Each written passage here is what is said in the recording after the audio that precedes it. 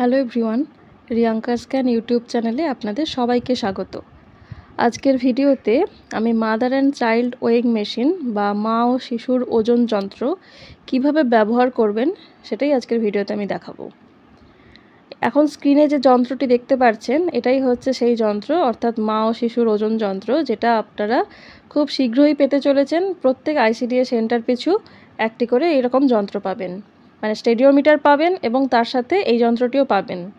এটি হচ্ছে মা ও শিশুর ওজন যন্ত্র বা mother and child weighing machine. তো এই মেশিনটা আপনারা কিভাবে ব্যবহার করবেন, অর্থাৎ শিশুর ওজন নেবেন কিভাবে, সেটা নিয়ে আজকের ভিডিওতে আমি ডিসকাস করব। তো ভিডিওটা স্কিপ করবেন না, শেষ পর্যন্ত দেখুন। আর যদি কোনো কনফিউশন থাকে তাহলে আমাকে অবশ্যই কমেন্টে জিজ্ঞাসা করবেন। তো চলুন তাহলে শুরু করা যাক। এখন স্ক্রিনে যে লেখাগুলো দেখতে পাচ্ছেন সেটা হচ্ছে আমাদের যে ট্রেনিং হয়েছিল, অর্থাৎ স্টেট লেভেল মাস্টার ট্রেনিং, সেই ট্রেনিংয়েরই ট্রেনিং মেটেরিয়াল। আমি এটা থেকেই আপনাদেরকে বলে দেবো, ভালো করে আপনারা ভালো করে শুনে নিন। এই এই মেটেরিয়ালটায় অনেক কিছুই আছে, শুধুমাত্র এই মা ও শিশুর ওজন যন্ত্র কীভাবে ব্যবহার করবেন সেটা না, তার পাশাপাশি আরও অন্যান্য বিভিন্ন গ্যাজেট, তার ব্যবহার, মানে মেশিন এবং তার ব্যবহার, যেমন সল্টার আছে, স্টেডিওমিটার আছে, ইনফ্যান্টোমিটার আছে, এরকম বিভিন্ন যেগুলো প্রয়োজনীয় মেশিনগুলো ওজন মাপার জন্য বা উচ্চতা মাপার জন্য তো আছে। আমি এখান থেকে মানে এই মেটেরিয়ালটা থেকে যতটুকু রেলিভেন্ট আজকের ভিডিওটার টপিক অনুযায়ী সেইটুকুই আপনাদেরকে বলবো এবং সেইটুকুই আপনারা শুনুন। যদি কোনো কনফিউশন থাকে অবশ্যই আমাকে কমেন্ট সেকশনে জিজ্ঞাসা করবেন। আমি যেহেতু আজকে শুধুমাত্র mother and child weighing machine কিভাবে ব্যবহার করবেন সেটা নিয়ে ভিডিওটা বানাচ্ছি, তাই শুধুমাত্র সেই পার্টটুকুই কভার করব যতটুকু এই মেশিনটার সঙ্গে রেলিভেন্ট। বুঝতে পারছেন তো? দেখুন এখানে ওজন ওপরে মার্ক করা আছে, হেডিং করা আছে ওজন। ওজনের নিচে লেখা আছে শিশুর সঠিক ওজন নির্ণয়। শিশুর সঠিক ওজন নির্ণয় করবেন কিভাবে? ক ক দিয়ে বলা হচ্ছে 6 মাসের ছোট বা যে সকল শিশুকে সল্টার ওজন যন্ত্রে ওজন করা সম্ভব নয়, অথবা যে সকল শিশু এখনো সোজা হয়ে দাঁড়াতে শেখেনি, এই সকল শিশুদের ওজনের জন্য মা ও শিশুর ওজন যন্ত্র ব্যবহার করতে হবে। তাহলে তিনটে ক্যাটাগরির শিশুর কথা বলা হচ্ছে। তিনটে ক্যাটাগরি কি কি? না, প্রথম হচ্ছে 6 মাসের ছোট, 2 নম্বর ক্যাটাগরি হচ্ছে যে সকল শিশুকে সল্টার ওজন যন্ত্রে ওজন করা সম্ভব নয়, আর সেই সকল শিশু যারা এখনো সোজা হয়ে দাঁড়াতে শেখেনি। এই 3 ধরনের শিশুদের ক্ষেত্রে যখন ওজন নেবেন তখন এই ওজন যন্ত্রটা ব্যবহার করতে হবে। কিভাবে ওজন যন্ত্রটা ব্যবহার করবেন সেটা এখানে পয়েন্ট করে করে লেখা আছে। তার আগে নিচের দিকে বিশেষ দ্রষ্টব্য বলে একটা পার্ট আছে, সেটাতে একটু কনসেন্ট্রেট করতে হবে। দেখুন এখানে একটু জুম করে দেখাচ্ছি। বিশেষ দ্রষ্টব্য, এখানে লেখা আছে মা ও শিশুর ওজন যন্ত্রের মাধ্যমে গর্ভবতী মহিলাদেরও ওজন নেওয়া হয়, যা গর্ভাবস্থায় শিশুর ওজন সঠিকভাবে বাড়ছে কিনা তা নজরদারির জন্য অত্যন্ত জরুরি।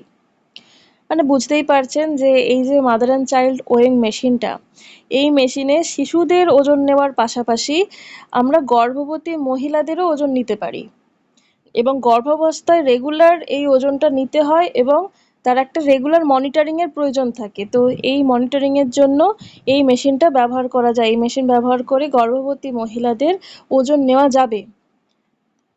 তো তাহলে বোঝা গেল গর্ভবতী মহিলাদের ওজন নেওয়ার জন্য এই মেশিনটি ব্যবহার করতে পারেন। আচ্ছা, এবার আমি পয়েন্টগুলো যে লেখা আছে সেই পয়েন্টের জায়গায় চলে যাচ্ছি। দেখুন 3টে পয়েন্ট আছে। কিভাবে আপনারা শিশুর ওজনটা নেবেন সেটা দেখে নিন। মোটামুটি ছবি দেখেই হয়তো অনেকটা বুঝতে পেরে যাচ্ছেন, কারণ আপনারা অলরেডি অনেকটা এক্সপেরিয়েন্সড, হয়তো খুব বেশি বলার আমার প্রয়োজন নেই। তাও যতটুকু ট্রেনার হিসেবে, ট্রেনার না, জাস্ট আপনাদেরকে যতটুকু বলার আমি বলছি। দেখুন এখানে ফার্স্ট পয়েন্টটা রয়েছে যে একটি কার্যকরী স্কেলের ফুটবোর্ডে শিশু ছাড়া মা দাঁড়াবেন। মানে প্রথমে এই যে ফুটবোর্ডটা বা বেস, যেটা আমি ভিডিওর প্রথমেই দেখালাম, সেটাই হচ্ছে বেস বা ফুটবোর্ড। সেখানে পায়ের চিহ্ন দেওয়া আছে, বুঝতেই পারছেন। উপর দিকে একটা ছোট লাল রঙের ডিজিটাল স্ক্রিন থাকে।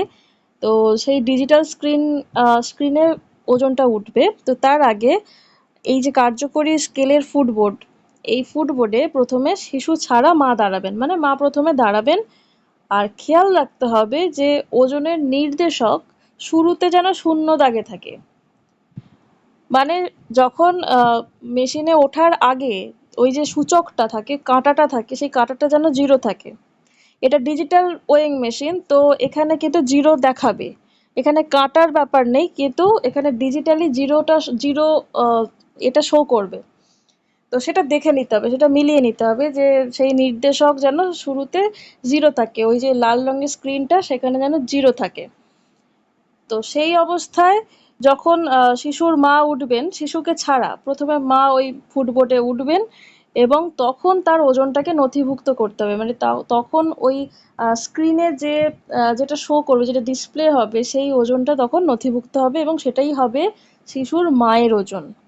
এবার কি করব, এবার শিশুকে কোলে নিয়ে মাকে আবার স্কেলের ফুটবোর্ডে দাঁড়াতে বলুন। প্রথমে মায়ের ওজন নেওয়া হলো, এরপর কি হবে, এরপর শিশুকে কোলে নিতে হবে এবং কোলে নিয়ে আবার যে ফুটবোর্ডে উনি দাঁড়িয়েছিলেন সেখানে আবার তাকে দাঁড়াতে হবে। তো শিশুর গায়ে যথাসম্ভব কম জামা কাপড় থাকবে, অবশ্যই শিশুর গায়ে জামা কাপড়, জুতো, মোজা বা যা যা থাকে সেগুলো যতটা সম্ভব না থাকাই ভালো। জামা কাপড় যত কম থাকবে তত শিশুর ওজনটা নিতে মানে তত শিশুর ওজনটা অ্যাকিউরেট হবে। বুঝতেই পারছেন, এগুলো আপনারা জানেন, তবু একবার রিমাইন্ড করে দিচ্ছি। শিশুর গায়ে যতটা সম্ভব কম জামা কাপড় থাকবে। এবার ওজনটাকে নথিভুক্ত করুন, মানে ওই যে স্ক্রিনে যে ওজনটা উঠছে সেই ওজনটা এবার নথিভুক্ত করতে হবে। তাহলে প্রথমে একটা ওজন পাওয়া গেল। এই ছবিটার দিকে দেখুন, একটু দেখাই, এই প্রথম ছবিটা দেখুন, সিঙ্গেল মানে শুধু মা দাঁড়িয়ে আছেন, ফুটবোর্ডের ওপর শুধু মা দাঁড়িয়ে আছেন এবং সেখানে একটা ওয়েট উঠছে, মানে মায়ের ওজনটা ওখানে ডিসপ্লে হচ্ছে। এবং দ্বিতীয় যে ছবিটা আছে, সেই দ্বিতীয় ছবিটাতে দেখা যাচ্ছে যে শিশু তার মায়ের কোলে আছে এবং সেই অবস্থায় ডিসপ্লে বোর্ডে একটা ওজন উঠছে। তাহলে শিশুর মানে শিশু যখন কোলে নেই সেই সময় মায়ের ওজন যেটা, আর শিশু যখন কোলে আছে সেই সময় মায়ের ওজন অবশ্যই বেশি হবে, মানে শিশু সহ মায়ের ওজন অবশ্যই বেশি হবে।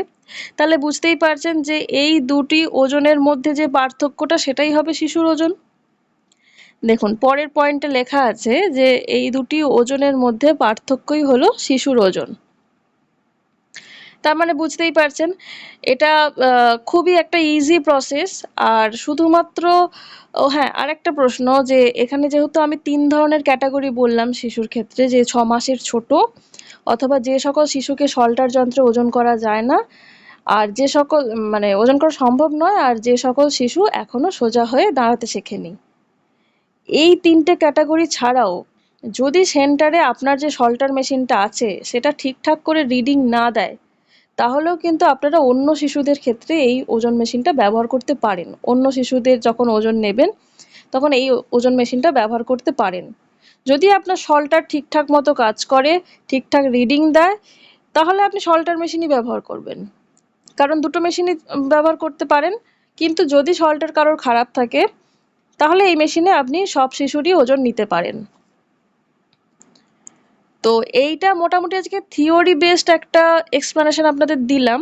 তো যদি আপনাদের কনফিউশন থাকার কথা নয়, আমি এরপরে আর একটা ভিডিও আপলোড করব, সেটা হচ্ছে কিভাবে আপনারা চালাবেন, মানে মেশিনটা জাস্ট বক্স থেকে তো বের করা হলো, তো তারপর কিভাবে আপনারা শুরু করবেন, চালাবেন, সেটা নিয়ে আমি একটা ভিডিও বানাবো, মানে কিভাবে আপনারা ব্যবহার করবেন সেটা বানাবো। এবং আমি এক্সাম্পল দিয়ে দেখিয়ে দেবো যে শিশুর ওজনটা কিভাবে নিচ্ছেন, কিভাবে রিডিংগুলো দেখতে হচ্ছে, সেটা আমি এক্সাম্পল দিয়ে ভালো করে বুঝিয়ে দেবো। তো এইটা মেনলি থিওরি বেসড একটা ভিডিও বলতে পারেন।